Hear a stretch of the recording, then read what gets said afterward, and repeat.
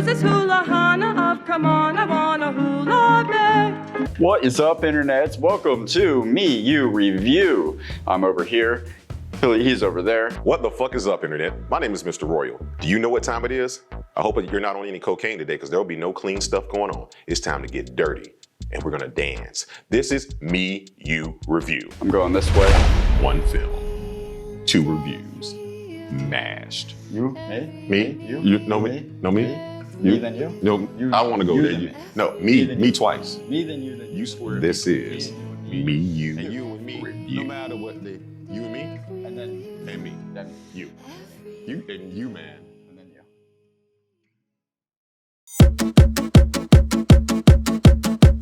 Got those hormones raging, Today we're talking about Dirty Dancing. testosterone everywhere, Happy anniversary, Dirty Dancing. estrogen all over the place. Released in 1987, directed by Emil Ardolino, rest in peace, he passed away in 1993. He also directed Three Men and a Little Lady, as well as Sister Act. Dirty Dancing is a romantic film unlike any other. It's the Catskills, kids. And for every black person out there, I know you don't know what it is, Google it. But back in the day, there was this Jewish environment where people really used to go because certain races didn't like Jews either. They like the Jews more than the blacks, but I'm getting off the point. It's about so much more than dancing. You want to talk about a classic from the 80s? This movie takes place where Baby goes to some exotic village where rich people hang out for the summer. they get there. It's the society that most people only dream of. She meets a group of gyrating rebels that are trying to start a sexual pandemic. Someone has a backroom abortion. Where did that come from? It's a class struggle, There's more dancing. Swayze gets crazy. Washboard abs. and one hell of a dance number at the end. And let's just say this, when it ends, it's a happy ending. That's Dirty Dancing in a nutshell. I mean, we're gonna talk about favorite scenes when it comes to Dirty Dancing. I'm gonna give you two of them. All right, my favorite scenes in Dirty Dancing. Number one, the clean cuckold. The first scene that really stood out to me was the training montage. You got old Swayze sitting there watching those two ladies dance, and I mean, they are dancing. They got on those leotards. They used to go with that little, the thigh master. They're doing it, and I'm talking about they're doing it and doing it and doing it well. The initial relationship being built between Patrick Swayze and Jennifer Grey. How badass Patrick Swayze looked in all black with that leather jacket in the rain, kicking that stump out to knock the window out of the thing, and then the iconic balancing act on the tree, the catching her in the lake, the tickles. It's all great. It was great. My other favorite scene was this. You got Jennifer Grey walking up to Jerry O'Brock, and I have a daughter. David has a daughter too, and one of the things, you can see it on his face, like he's such a great actor that when even though that's not his real daughter, I know he had to draw inspiration if he does have a daughter from, imagine your daughter telling you that you basically broke her heart. And the emotion on her face and his face really did it for me, man, because in a scene, in a film that really lacked any real acting chops other than the leads, you were wanting for that. That scene between them when she pretty much tells him what's going on and he's just he's left teary-eyed in the moment. And so that's my other favorite scene there when she goes to him on the lake and says, "Daddy, I may have broken your heart, but you broke mine too." The best scene in the film, no spoiler here, is the final number.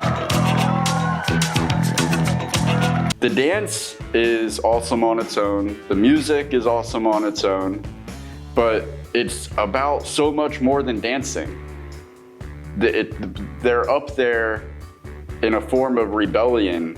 It sets up this beautiful story that pays off at the end in this, like the dance is representative of so much more.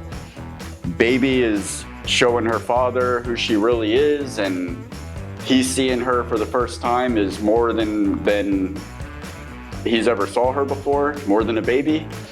Patrick Swayze is standing up to the powers that be who signs his paychecks, and everybody's coming around. and I owe it all to you. The insert shots of the father and the mom and the boss and everybody kind of being consumed by this energy that you've seen, like that had to be kept secret for the entire movie, and it just kind of exposes itself to everybody is it's just such a cool moment. The insert shots are everything, and it's like on the surface, on the page, it could be cheesy, but the way that the expert filmmaking and the storytelling that led to the moment makes it everything that it is.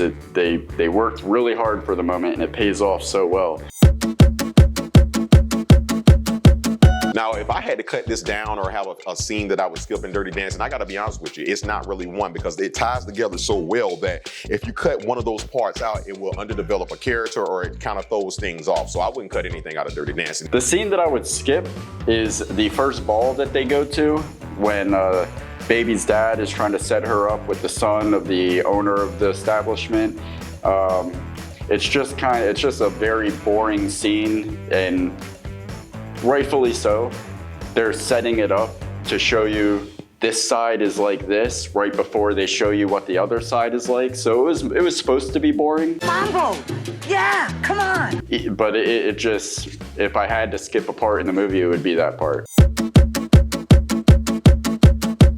Favorite lines. Of course, we got to get this one out the way first. It made the top 100 lines ever, you know, so. Of course, don't put Baby in the corner.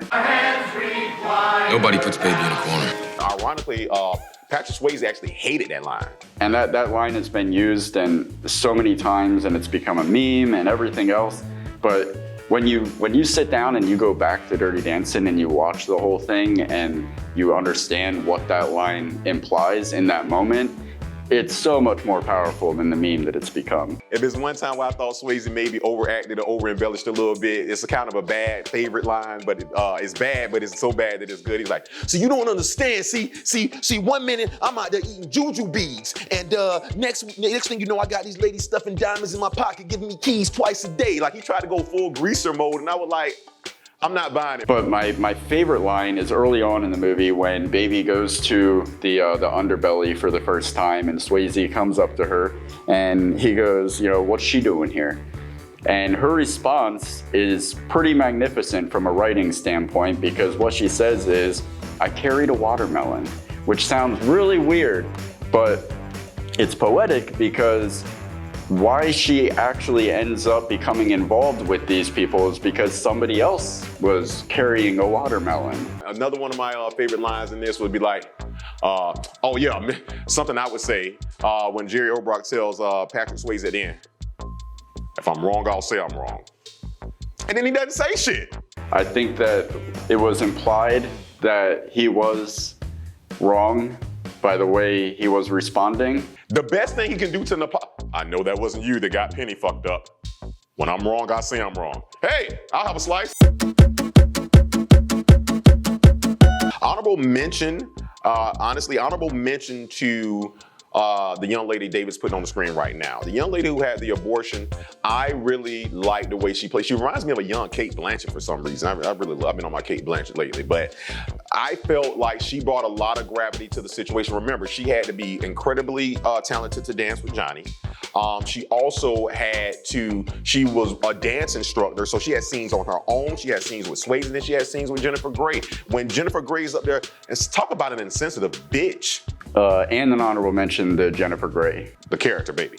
The young lady is telling her how scared she is about the abortion, this, that, and the other. Jennifer's like, oh, I might miss some steps tonight. Oh, I don't know what I'm gonna do. I envy you. Bitch, I'm not about to go get a backroom abortion. So yeah, I gotta give it to her. She's definitely one of my honorable mentions. I gotta give an honorable mention to Jerry Orbach. Honestly, my scene still in this, to be honest with you, Jerry Orbach. He is the father that everybody should have. Like, he is such a, he's that dad that is just the safe person to go to. He was that steadying force of veteran actor. He even gets that, he dances a little bit, and Jerry's probably like, look, man, you got one. It's like David running. You get one take of David exercising, and you got one take of Jerry Orbach dancing. The dynamic between him and being a father and being a doctor and being put in the position to kind of help somebody that he doesn't agree with from a moral place. The first time I really met him was on Law & Order, and that's some ironic shit. Now you want to get into Law & Order after you unknowingly paid for an abortion. Then, what happened to that Hippocratic oath? And that's putting him in a weird situation as a father with his daughter. Doom, doom. I wish they would have came and investigated that shit. His coming around at the end and the way he conveyed that in a way that was believable and not over the top or cheesy. Yeah, man, he's my guy. He's a veteran actor over 4 to 5 decades. He's been doing his thing. He's never let me down with an acting performance, and I was really shocked to go back and when I did the rewatch to see how steady he was. Most people are gonna say Swayze. Who else could it be for my scene stealer other than Patrick Swayze? Most people are gonna say Jennifer Grey. Ferris Bueller's sister. I had a crush on her when I saw that film, and I fell in love with her when I saw Dirty Dancing. Her nips out, the Daisy Dukes, the shaking her ass up the trail, up. She had on the sexiest pair of Daisy Dukes I've ever seen in my life. Oh my God. Not only is she incredibly sexy, but she also manages to be like die-hard adorable at the same time. I wish she would have never fixed the nose. So yeah, I gotta give it to Dr. Jerry Orbach. Patrick Swayze. Yeah, that's my dude, man, scene stealer. He has an energy about him that you can't be taught. Before he even says anything, before he even does anything, when he's on the screen, I mean, you can't just put on a black tank top and just be cool. It doesn't happen for everybody, clearly. But he is just effortlessly cool. I've seen so many actors that are good actors. They try to play the cool guy, and it just seems contrived and forced, and I kind of scoff at it. But with Patrick Swayze, I believe it like 99.9% of the times. And not only is he the cool guy, but he plays the vulnerability well, the badass dancing, and he can get scene stealer for me alone for just the look he gives as he's coming down the stage, looking at baby, coming down the aisle, looking up at her with the crowd behind him. It's the look he gives her. It's like, you told me to fight for it. I want you to fight for it. You never did. And so that communication between, it was like finally that melding moment of them. And he sneaks in those 2 quick pumps real quick. That right there could have been the scene stealer alone. So Patrick Swayze, rest in peace. You will live on forever as far as I'm concerned. Rest in peace. Rest in peace to Jerry. Rest in peace to Jerry, but also more rest in peace to Patrick Swayze. If I were to give you my review of the film Dirty Dancing, back then it was a classic. Now it's a classic. I grew up with this movie. I probably watched it a lot younger than I should have. It was my mom's favorite movie growing up. It was the movie that she would go to when she was having a bad day. It was her comfort film. So I watched it often. It's one of those films that nothing was done perfectly, as far as it was no one person that set all this out. If you do the research on how the film was made, all these things had to come together in order to happen. They basically had like a $6 million budget, and they had to raise a lot of that money. They couldn't even afford to stay at the Catskills that long. They filmed there for like freaking 2 weeks and then went somewhere else. So the music in the film is fantastic. This is probably one of the first films that exposed me to music that I probably would have never listened to had I not seen the movie. So I appreciate it for that. And whoever did pick the music for the movie and kind of put it all together from that aspect did an amazing job. For me, this film is the perfect example of somebody said, what's one of those classics, man? What's one of those classics from the 80s? You can't name classics without naming Dirty fucking Dancing, man. And I love that even though it's called Dirty Dancing, they're just grinding. There's something about the music where it felt like it could impregnate you. Just a bunch of kids out there doing their thing. You know what I'm saying? Playing a little house on the floor, you know what I mean? Not house music, but a little house. A little hide and go get it on the floor with your clothes on. Where I'm from, we call that hunching. They were able to take sexuality in itself and make it almost like the opposing force in the movie. It's a really good film. It's a great film. It's a classic. It's one of those films that we give the ultimate remote award. And what I mean by that is anytime it's on, you can throw the remote away because you're gonna stop and watch it where it's at, man. I've probably seen it at least 100 times. Kids, if you haven't seen it, get your parents' password. It's not safe for work. Go watch it. It's a unique romance. Like, it doesn't dawn on me really that this is a romantic film, but really it's about 2 people falling in love. But the journey that they take to get there, most of the film, Swayze despises Grey, and in real life, you know, and it's like a threesome for a part of the time because Penny is like right there in the mix of everything, and usually when they set up like a dynamic like that in a romance, you have the new girl, the old girl, the guy. The old girl is presented as obviously a bitch that he needs to escape from and be rescued from. The new girl is, and the romance only exists between these two. But this movie, it still showed Swayze caring for Penny and on a genuine, sincere level, caring for her and loving her. And even Penny supporting, but being worried about Swayze getting with Jennifer Grey because of it might be costing him his job.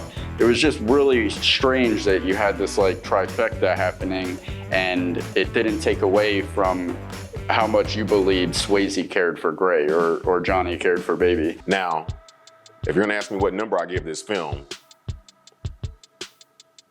as a romance film, I would give it a 5 because it's probably the best romance I've ever seen. strong 4. I know you're thinking, Tarian, Mr. Roy, you just said it was a classic. Yeah, it's a classic. I give it a 4. As a film in general, I give this a 4.5. I grew up with it. It's special to me. Watching it recently, I still got chills watching the end scene, and even more so now being an adult and understanding more so of everything that's going on leading up to it and how much that dance meant at the end. There's some things I liked about it, some things I maybe would have done different, but again, for this film to still be a 4 after 40 fucking years. There's so much more than a dance. Dirty Dancing is so much more than dancing. You try to make a film and see if it's a 4 after 40 years. That's the review. That's the review right there, Dirty Dancing. And that's the fucking truth. Peace. Every me and every you, every me and every you, every me. Hey guys, hey gals, did you like that? Mm-hmm. I know I did. And here's something YouTube thinks you'll like. They've actually recommended. What do you recommend? I recommend that if you have not subscribed to our channel, that you please click right down there and make sure you correct that wrong this very instant. Let me ask a question. Where can they find us? All those places over there, we're everywhere. Everywhere. We thought we could do a cooler outro. We're just gonna walk away now.